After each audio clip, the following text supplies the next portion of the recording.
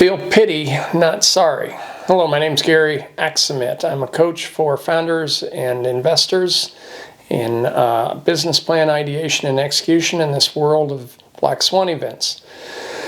I hope you like what you see here. These are just my opinions. If you do, follow me on TikTok or YouTube. So,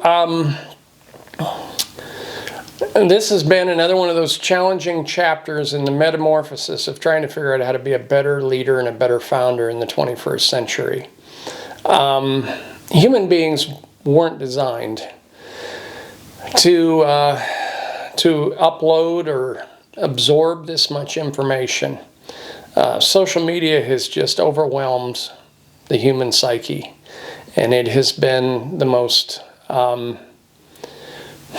I'd say humiliating as a human, embarrassing, sad, pathetic. I've run out of words. I mean, it is amazing to me how easy it is to deceive people. It is amazing to me how easy it is to use, artificial intelligence and a little bit of creative juice to create entire narratives that people believe that are not even real. So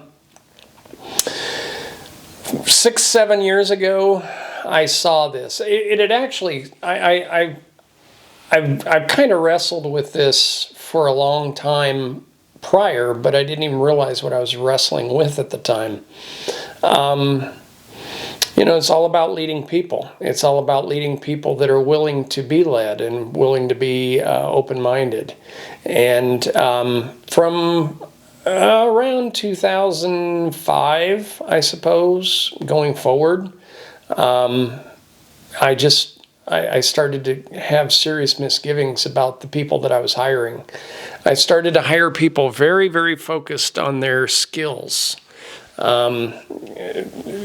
Because I was running into people that were just so frickin' toxic. I didn't know what else to do. I'd always been taught that you work with people regardless of their flaws, and so I was trying to navigate it.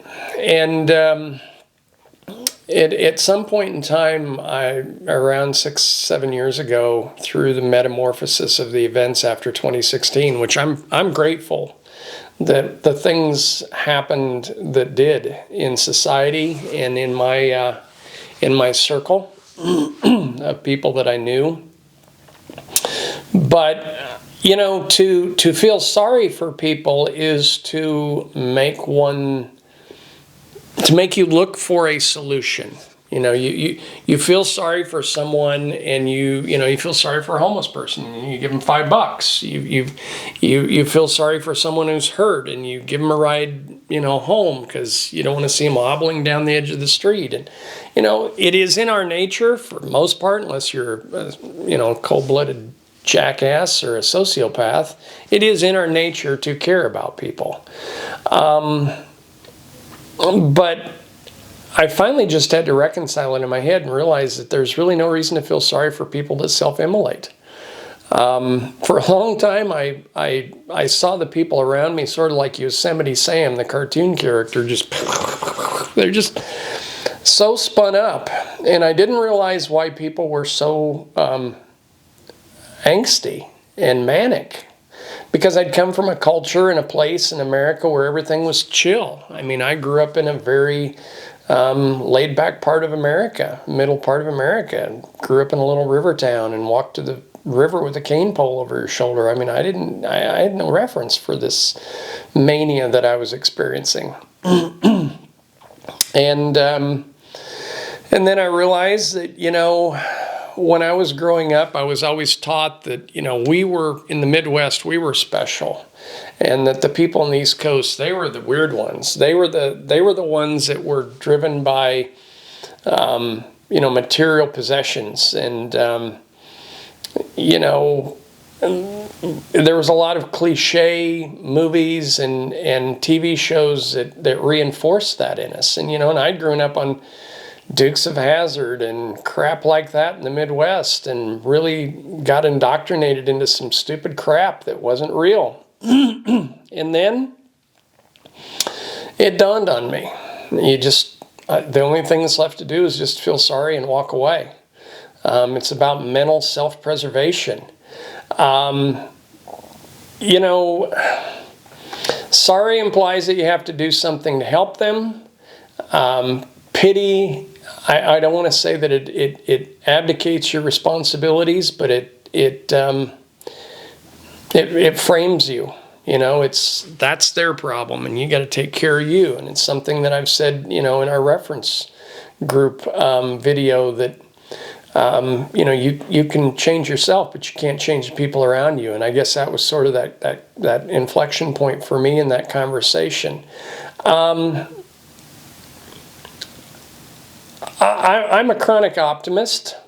I'd like to believe that someday some sort of normalcy will return. But I also think that social media, the algorithms, sort of reward us for being screwed up and sort of chase us to the bottom. And so, you know, I don't know. I don't know what to say about it. If you can't feel sorry for them, feel pity for them, I guess. And there's no reason to be angry at people that aren't self-aware. If they want to get sucked into that toxicity, that's their problem. But as a founder, this is why I advocate for just keeping everything super, super low-key. Keep your finances low-key. Keep your circle small. Run your own deals. I mean, you can build a unicorn by yourself. I know that sounds absolutely insane, but really, we live in such a gig economy now that, you know, you can use Fiverr and a few other platforms to find temporary contract help, and you don't have to get involved in their crap. And it keeps you at an arm's distance.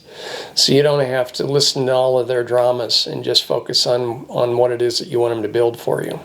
So, I don't know. Maybe this is a crazy, stupid one, but I don't know what else to do than to just feel sorry for society, to feel sorry for America. I mean, it's really, really sad what's happened. And, you know, I struggle because I want to build stuff. I love to build stuff, but you can't build stuff with these idiots.